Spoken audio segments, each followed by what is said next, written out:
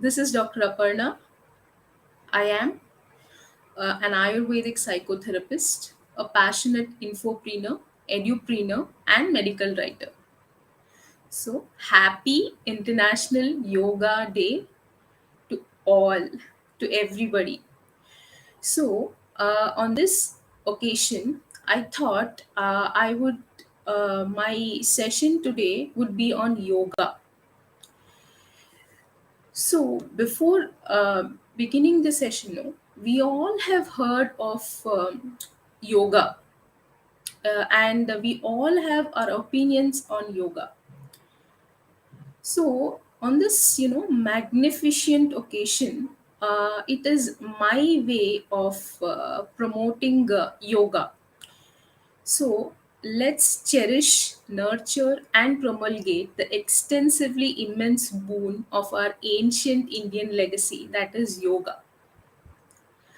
So, I thought I did prefer today to share a few definitions in accordance with the significance of yoga. So, what is yoga? What is its actual definition? So, for here we go. Yogaha Anushasanam. Yoga is the discipline. Yoga is the discipline. It is not only the asanas or the postures we practice. Yogaha Anushasanam is yoga, is the discipline. Yoga Swastha jeevanam. Yoga is the key to healthy life. Samatwam yoga uchyate. So, yoga is the way of balancing the mind. Yoga generates the state or sense of equilibrium. So, Samatwam yogaha uchyate. Next, Yogamayee eka chittaha. So, yoga is alignment of body with mind. Yoga helps the body align with the mind. So, yoga karmasu kaushalam. Yoga karmasu kaushalam is yoga is a proficient skill in action. Yoga is a skill. It is an art which is developed, and the famous definition and the first definition of from the Patanjali Yoga Sutra is Yogaha chitta vritthi nirodhaha. Yogaha chitta vritthi nirodhaha is yoga is the consciousness which isolates mind and intellect from ego. So yogaha samadhihi. So yoga is meditation. So yoga is complete with the meditation aspect. So yogaha samadhi. These are a few definitions of yoga. So when we talk of yoga, it is rather incomplete to not talk about the Ashtanga yoga. That is, yoga has 8 limbs, the 8 limbs of yoga. In Sanskrit, Ashtanga means 8 limbed. Anga. Ashtanga yoga is an 8 limbed path towards achieving the state of yoga, also known as samadhi, as we discussed earlier. So, definition of Ashtanga yoga is found in the Yoga Sutras of Patanjali. So, Patanjali was the first acharya to give out the Yoga Sutras. So there's a book on Yoga Sutras of Patanjali. So Acharya Patanjali was the first person. So the Yoga Sutras of Patanjali, it comprises of 196 sutras. So on the theory and practice of yoga, it is divided into 4 padas. That is 4 parts. The Patanjali Yoga Sutra. The Yoga Sutras are so succinct and therefore almost incomprehensible with commentary. So it is difficult and complex to understand without the commentary. So the most definitive commentary is by Veda Vyasa. His commentary is known as Yoga Bhashya. So Vedavyasa is the commentator of Acharya Vedavyasa is the commentator of Patanjali Yoga Sutra, and his commentary is known as Yoga Bhyasa. So as I said, the Yoga Sutras begin with the highest teachings first. So the definition of yoga, as I said, Yogaha chitta vritthi nirodhaha. So yoga is the cessation of the fluctuations of the mind. And yoga is not only the state of yoga but also the practice or sadhana we engage in on the path towards yoga. So, sutras, see Patanjali Yoga Sutra 2.29 of Patanjali Yoga Sutra states about the Ashtanga Yoga.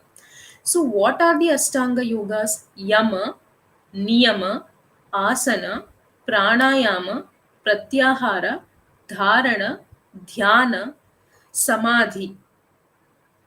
So, Yama, Niyama, Asana, Pranayama, Pratyahara, Dharana, Dhyana, Samadhi. So, these are the limbs. So, what do they mean? The eight limbs of yoga. So, what do they actually mean? So, what is Yama? Yama restraints or observances regarding how the aspiring yogi should relate to his or her community.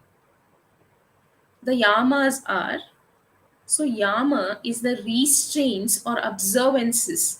How should a yogi achieving to his yoga sadhana? So ahimsa, non-violence, satya. The yamas here are, they are five in number. So ahimsa, that is non-violence, satya, truthfulness, asteya, non-stealing, brahmacharya, conservation of vital energy, aparigraha, non-hoarding. So these are the yamas. These are the restraints or observances which a yogi has to retain during his sadhana to achieve yoga sadhana. So niyama, yoga, yama, niyama.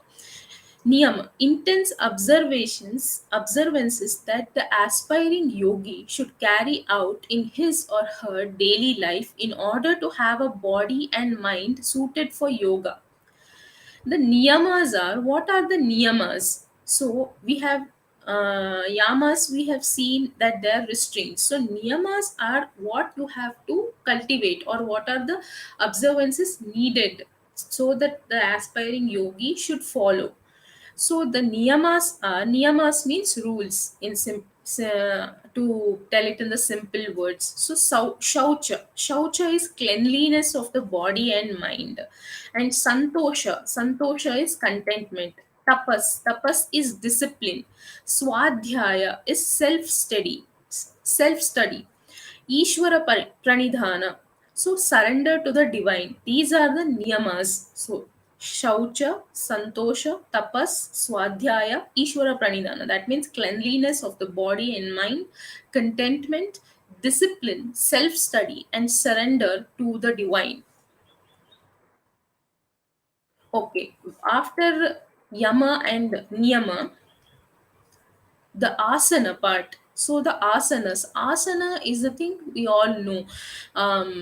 Usually yoga is identified with its asana.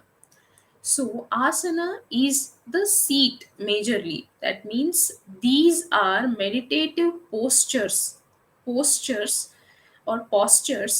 These are the meditative postures that promote stillness of mind, and physical postures that facilitate sitting for long periods of time in those meditative postures. So, asana are nothing but meditative postures. So, like vrikshasana, malasana, shavasana, etc. So, fourth one is pranayama. So, what is pranayama is, we know that the breathing techniques,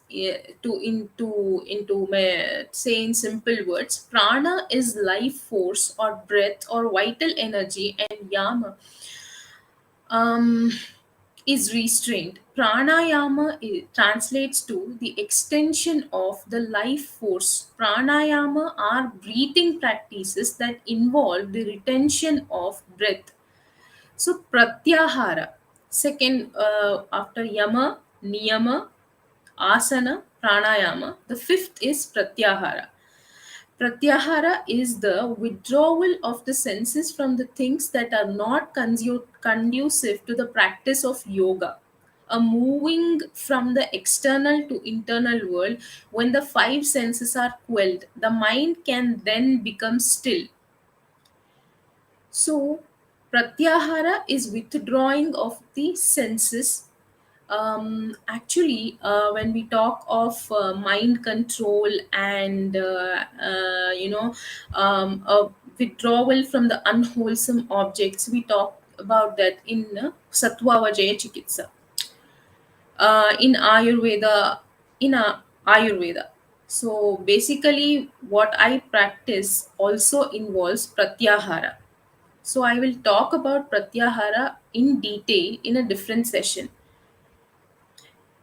Next, dharana. Sixth one is dharana. Dharana is concentration. Ideally, you're concentrated on something or a single thing which is spiritual in nature. So, after dharana comes the dhyana. Dhyana is again the meditation. Um, Uninterrupted flowing concentration in which the meditator begins to merge with the object of meditation. This is dhyana. And the last one, the eighth one, is samadhi, a super conscious trance. This is a blissful state where mind merges fully with and becomes one with the object of meditation. In the highest state of samadhi, there is no longer any object of meditation. So, the eight limbs are a process of going deeper and deeper inward to discover and abide in the divinity within us. When we come to rest in yoga, we are in a state of perfect oneness, beyond peace, beyond bliss. So, this is Ashtanga yogas. So, to summarize and talk about it in you know brief with the definitions, I would just take a few minutes more.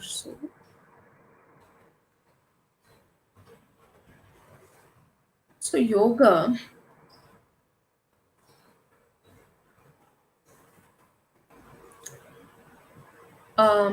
to simplify, the eight limbs Ashtanga yoga is: yamas are the abstinences, yama, niyama are the observances, that are the rules, asanas are the postures, pranayama is breathing, pratyahara is withdrawal, dharana is concentration, dhyana is meditation, samadhi is absorption. So I think we have some more time. And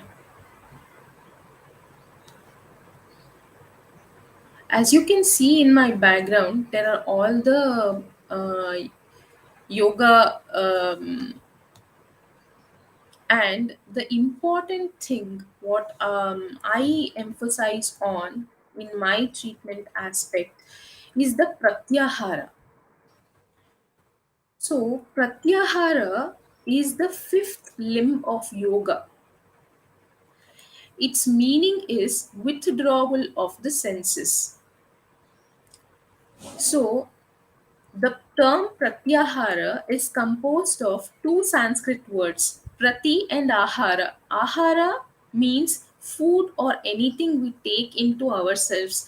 Prati is against. Together, they mean that withdrawing or weaning away from taking things.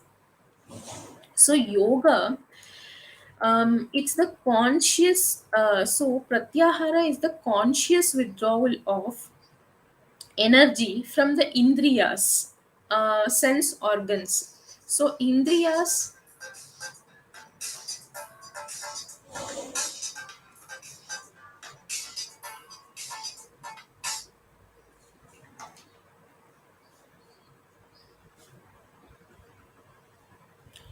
what is Pratyahara? So, how to practice Pratyahara if people ask? Pratyahara is all about turning inwards. So, how? I am using a phrase from Bhagavad-Gita here. A tortoise, no? If you can see, the tortoise moves from its shell, withdraws its shell. That's what we are practicing. Krishna gives an example to Arjuna that how tortoise while moving withdraws it into the shell. The limbs are withdrawn into the shell. In the similar way, Pratyahara is done with the senses. So how? Um, it is one of the most important aspects of all the limbs, Pratyahara, and yet it's the one that we hear discussed the least. The least we have heard discussed in yoga is the Pratyahara.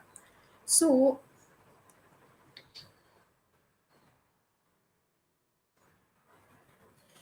when you think you're getting closer to a deep inner state of peace, and then someone's unattended car alarm goes off in the middle of your meditation, a coworker says something irritating at work, or you're stuck in a traffic jam when you're late for an appointment.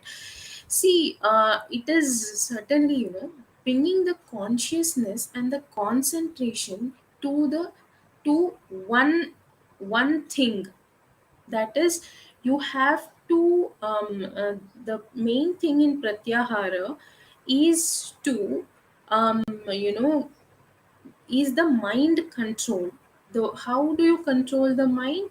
By deflecting all the distractions. So that's what it means. So the Pratyahara, when we talk of Pratyahara, Patanjali and many other, you, yogis believe that the transcending these stimuli was the next step on the path to the enlightenment. So there are, when I talk of the eight limbs of yoga, there are bahiranga, outer or external practice of yoga. These are yama, niyama, asana, and pranayama. This yama, niyama, asana, and pranayama you can practice externally, but antaranga, next four what are there? They are antaranga, they are the internal practices of yoga, the final three limbs: dharana, dhyana, and samadhi. They are this pratyahara, dharana, dhyana, and samadhi. This practice allows the outer to become the inner and inner to become the outer. So, um, instead of getting lost in the external world and the senses, while sensing the world around them, they fold in um, on themselves and emulate the true nature of the mind stuff. So, the regulation of the mind leads to the regulation of the indriyas, and this can only be done through self control and sadhana. So, like the tortoise, when we draw back into ourselves, shifting our orientation from external to internal, we become fixed in the ever present lights of the soul. So there are four types of pratyahara. One is the indriya pratyahara, that is the control of the senses, allows for extensive concentration.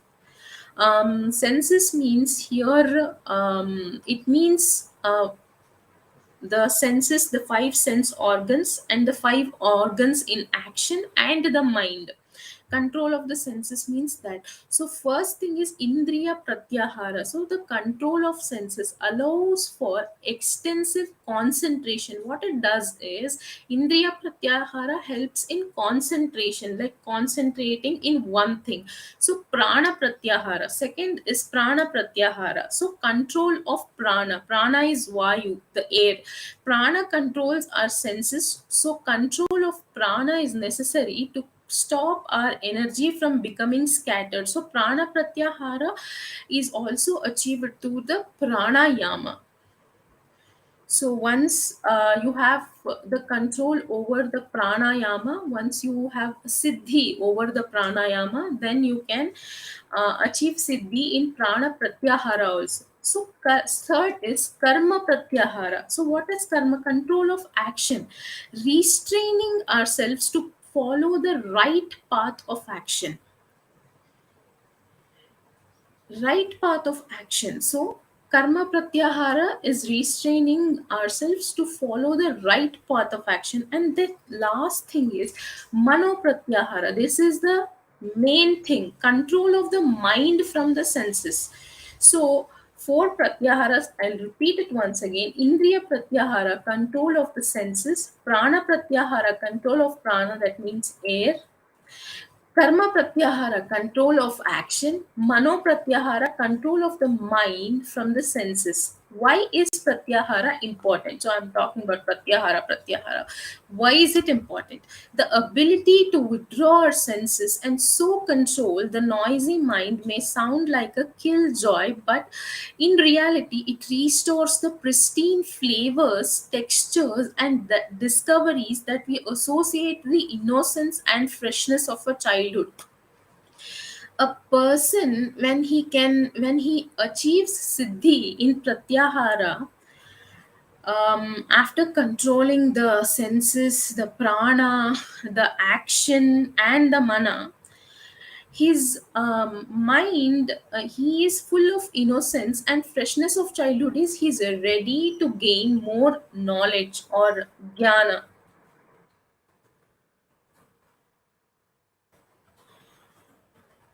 So the practice of pratyahara allows us to become less reactive. So stimulus does not, to become less reactive. In this world, we are more reactive than responsive. So it allows to be more responsive than reactive.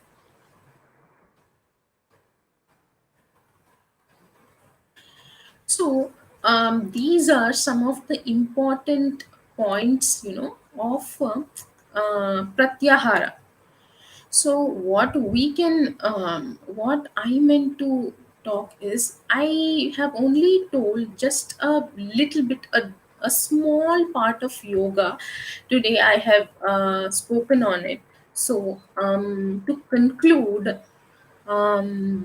here, to all my viewers, I would say a very happy, memorable, and glorious International Yoga Day 2023. So let's cherish, nurture, and promulgate the extensive, immense boon of our ancient Indian legacy, that is yoga. Thank you. That's it for today. I'll be back in my next session. And good afternoon. Namaste.